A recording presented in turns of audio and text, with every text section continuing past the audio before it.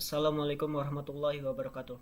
Perkenalkan, nama saya Alfian Rifki Irawan. Saya berasal dari kelas SI 4301 dengan NIM 1202194227.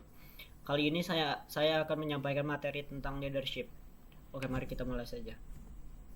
Pengertian leadership. Kepemimpinan adalah terjemahan dari bahasa Inggris leadership yang berasal dari kata leader.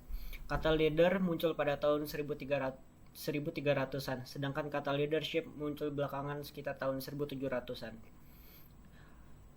Banyak literatur tentang kepemimpinan, beberapa bahkan membingungkan dan bertolak belakang. Untuk menjelaskan apa yang membuat pemimpin itu efektif, terdapat beberapa pendekatan. Pertama, pendekatan berdasarkan sifat-sifat kepribadian umum yang dimiliki seseorang pemimpin lebih besar daripada apa yang bukan pemimpin. Yang kedua yaitu berdasarkan pendekatan tingkah laku. Ketiga, berdasarkan pendekatan kemungkinan atau situasional. Keempat, pendekatan kembali kepada sifat atau ciri dari suatu perspektif yang berbeda, yaitu mencoba mengidentifikasi seperangkat ciri pemimpin yang menjadi acuan orang lain. Kemudian dalam definisi secara luas, kepemimpinan adalah meliputi proses mempengaruhi dalam menentukan tujuan organisasi, memotivasi perilaku pengikut untuk mencapai tujuan, mempengaruhi untuk memperbaiki kelompok dan budayanya. Kemudian ada teori-teori kepemimpinan, yaitu ada 3, teori sifat, teori tingkah laku, dan teori situasional. Teori sifat ini berkembang pada tahun 1940.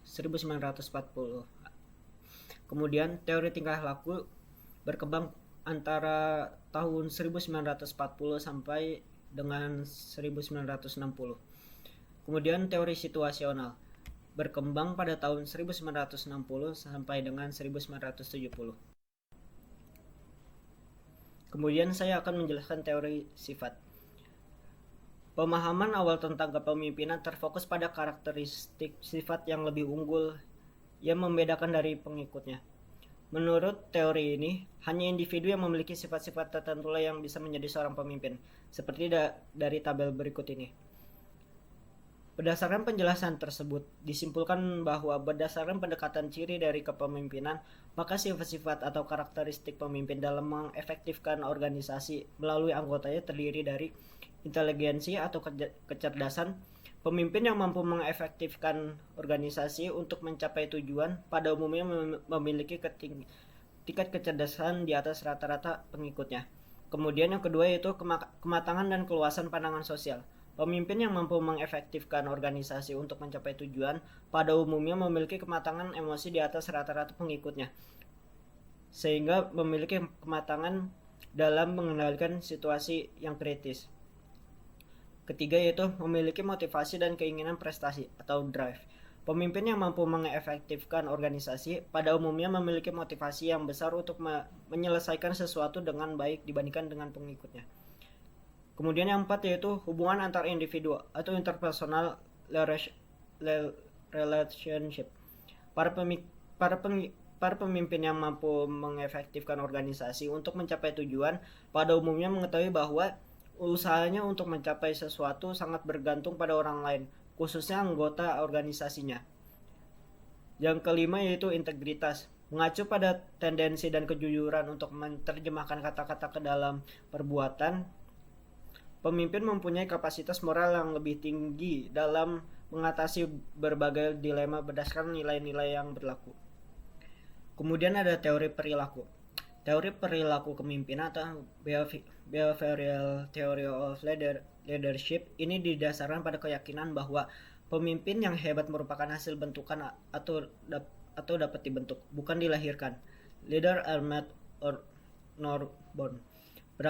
Berakar dari teori behaviorisme, teori kepemimpinan ini berfokus pada tindakan pemimpin dan bukan pada kualitasnya mental atau internal. Menurut teori ini, orang bisa belajar untuk menjadi pemimpin, misalnya melalui pelatihan atau observasi. Kemudian yaitu teori situasional. Di sini ada 3 model teori situasional. Yang pertama itu model kontingensi Fiedler. Pokok teori Fiedler berfokus pada apakah seorang pemimpin menekankan pada gaya orientasi hubungan di mana pemimpin menekankan pada terciptanya kepercayaan dan penghormatan timbal balik, atau gaya orientasi tugas di mana pemimpin menekankan pada penyelesaian tugas dan pencapaian prestasi tertinggi dari karyawannya. Kemudian yang kedua yaitu PET Goal Theory. Teori ini dikembangkan oleh House yang menekankan pada tanggung jawab pemimpin dalam meningkatkan motivasi kerja karyawan agar tujuan personal dan organisasi dapat tercapai. Teori ini mengidentifikasi 4 gaya kepemimpinan, yaitu directive leadership, supportive, participative leadership, achievement oriented leadership. Kemudian yang ketiga yaitu teori kepemimpinan situasional Hersey and Blackhart. Menurut teori ini, perilaku pemimpin yang efektif bergantung pada tingkat kesiapan dari pengikut pemimpin yang diidentifikasi sebagai tingkat di mana para pengikut memiliki kemampuan dan kemauan untuk menyelesaikan tugas yang diberikan. Teori ini menjelaskan 4 perilaku pemimpin yang spesifik, yaitu telling, selling, participating, delegating. Selanjutnya, saya akan menjelaskan gaya kepemimpinan. Jadi, setiap pemimpin itu memiliki gaya yang berbeda-beda. Di sini ada 5 gaya kepemimpinan, yaitu karismatik, paternalistik, otoriter, militeristik, dan demokratik. Saya akan menjelaskan yang pertama dahulu, yaitu karismatik. Karismatik yaitu seorang pemimpin yang karismatik memiliki karakter khusus, yaitu daya tarik yang sangat memikat sehingga mampu memperoleh pengikut yang sangat besar, dan para pengikutnya tidak selalu dapat menjelaskan secara konkret mengapa orang tersebut itu dikagumi. Kemudian yang kedua itu paternalistik. Paternalistik yaitu persepsi seorang pemimpin yang paternalistik tentang perannya dalam kehidupan organisasi dapat dikatakan diwarnai oleh harapan bawahannya kepadanya. Harapan bawahan berwujud keinginan agar pemimpin mampu berperan sebagai bapa yang bersifat melindungi dan layak dijadikan sebagai tempat bertanya dan untuk memperoleh petunjuk, memberikan perhatian terhadap kepentingan dan kesejahteraan bawahannya. Kemudian yang ketiga yaitu gaya kepemimpinan tipe otoriter. Kepemimpinan otoriter adalah jika kekuasaan atau wewenang sebagai besar mutlak tetap berada pada pemimpin, atau kalau pemimpin itu menganut sistem sentralisasi wewenang. Pengambilan keputusan dan kebijakan hanya ditetapkan sendiri oleh pemimpin. Bawahannya tidak diikutsertakan untuk memberi saran, ide, dan pertimbangan dalam proses pengambilan keputusan. Kemudian yang keempat yaitu ada tipe gaya kepemimpinan militeristik. Pemimpin yang bertipe militeristik ialah pemimpin dalam menggerakkan bawahannya lebih sering mempergunakan sistem perintah, senang bergantung kepada pangkat dan jabatannya, dan senang kepada formalitas yang berlebih-lebihan. Kemudian yang kelima yaitu ada gaya kepemimpinan demokratik. Tipe demokratik adalah tipe pemimpin yang demokratis dan bukan hanya dipilihnya si pemimpin secara demokratis. Tipe kepemimpinan di mana pemimpin selalu bersedia menerima dan menghargai saran-saran, pendapat, dan nasihat dari staf dan bawahannya melalui forum musyawarah untuk mencapai kata sepakat. Yang bertujuannya saran dan ide ini yang bersifat membangun.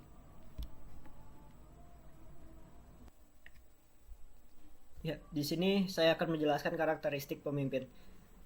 Banyak sekali karakteristik pemimpin yang baik, tetapi di sini saya hanya akan menjelaskan 4 saja. Yang pertama yaitu inteligensi, yaitu kecerdasan.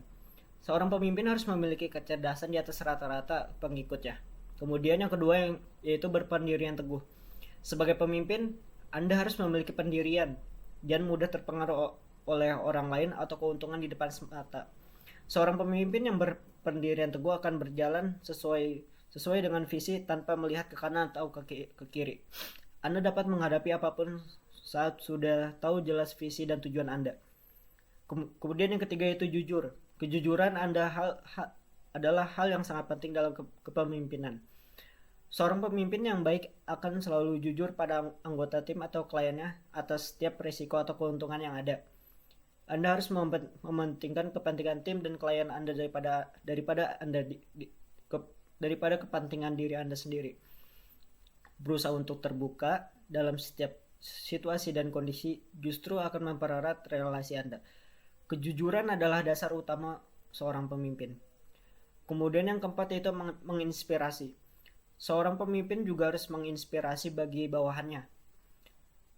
Menginspirasi tindakan nyata kepada orang lain. Hal ini akan berdampak positif dan memotivasi bawahan maupun orang lain. Mempengaruhi orang lain memang hal yang sulit, tetapi bukan hal yang mustahil.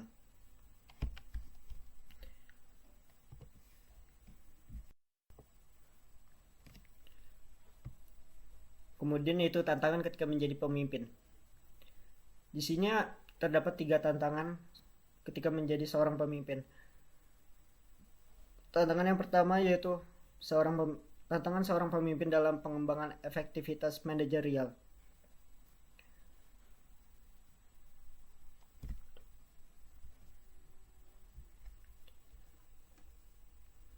Kemudian itu tantangan ketika menjadi pemimpin. Tantangan yang pertama ketika menjadi seorang pemimpin yaitu tantangan seorang pemimpin dalam pengembangan efektivitas manajerial. Pengembangan efektivitas manajerial adalah tantangan untuk mengembangkan keterampilan yang relevan. Di antaranya seperti manajemen waktu, manajemen prioritas, pemikiran strategis, pengambilan keputusan, dan peningkatkan produktivitas agar lebih efektif di tempat kerja. Pastikan Anda sebagai pemimpin terlibat dalam kegiatan yang mendukung tujuan bisnis atau organisasi yang Anda pimpin, baik jangka pendek maupun jangka panjang. Kemudian yang ketiga yaitu tantangan seorang dalam mengembangkan kualitas kinerja karyawan.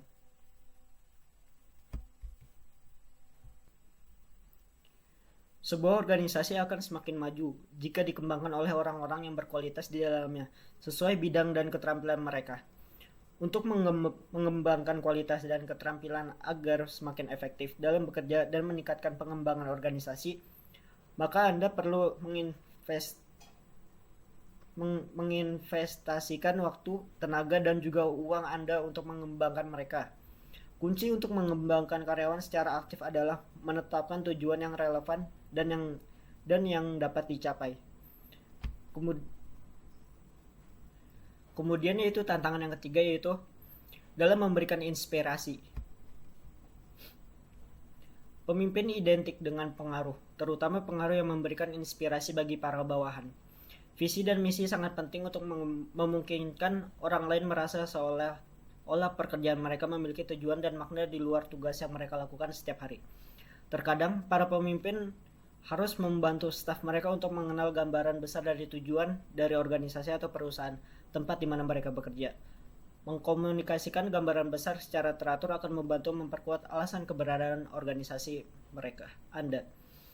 Tidak hanya mengkomunikasikan visi misi perusahaan Anda, tetapi juga bagaimana membuat pemikiran Anda tentang berbagai ide dan gagasan dari karyawan atau bawahan. Oke, sekian itu saja yang dapat saya sampaikan. Kurang lebihnya mohon maaf. Wassalamualaikum warahmatullahi wabarakatuh.